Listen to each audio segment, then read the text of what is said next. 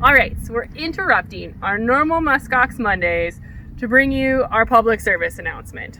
This is twofold. One, because everyone keeps saying how small they look in all of these videos, which, yes, they are pretty small. But on another note, it's giving me a complex.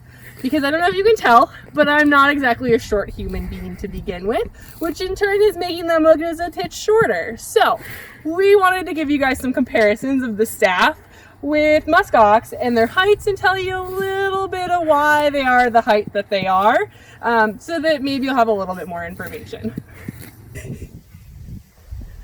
Oh man, he's kind of in a hole. That's good too. Perfect. The little man here, as you can see at his hump, is coming in, we'll use our fire weech, don't tell him, a little over 4 feet tall. So this measuring words in feet. I know, this is what you want here. I'll drop that and then we'll talk about why you're this height. So most muskox adult are going to be somewhere between 4 and 5 feet tall. So he is right at kind of what you'd expect. He is a steer, so he's not going to get as big as one of the big bulls out here, and they're going to hover a little closer to that 5 feet tall mark. But as you can see, they are decently short little guys, and this is super intentional for them. So if you notice on him, and he's going to let me take a look, this is about where his legs end. So his legs are less than 2 feet tall. And that means he's about half, no, actually you're about half body, half leg. I'm actually impressed by that. And their little legs are intentional. So when you think about most Arctic or Alaska animals, you think about a moose is kind of the first ones that come to mind, right? Those huge, gigantic legs. Or you think about caribou also with a pretty decent leg length. And both of those are made so that moose can walk through lots of snow, caribou can walk long distances. Muskox, like little man, are not made to do those things. So his goal is, as we've talked about before, to sit, right?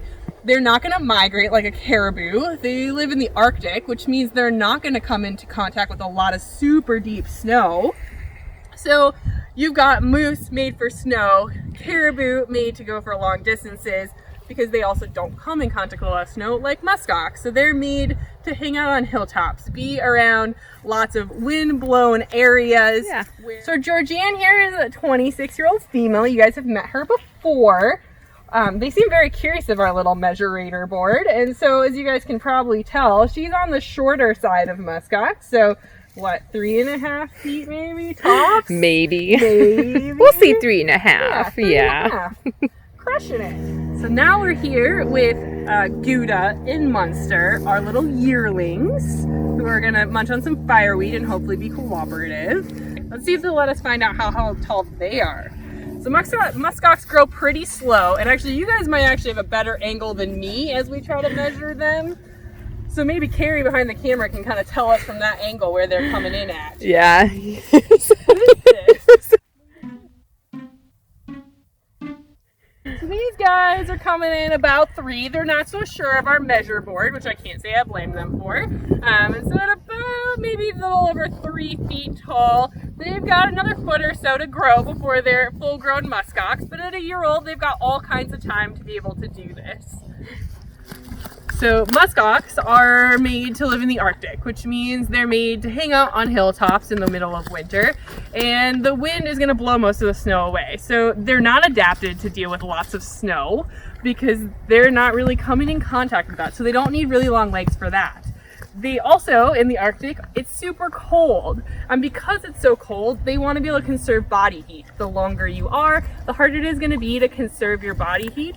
So they're very compact. So tiny little legs. He has little ears. Yeah. No visible tail like we've seen before. And all of these things are going to make it so that he can survive in his element, the middle of winter in the Arctic. So really they use shortness to their advantage. Thank you guys for coming along on our journey and helping me with my complex of height difference to our little muskox friends out here. Tune in next week for another back to regular Muskox Monday where we introduce you to one of these guys. And thank you guys so much.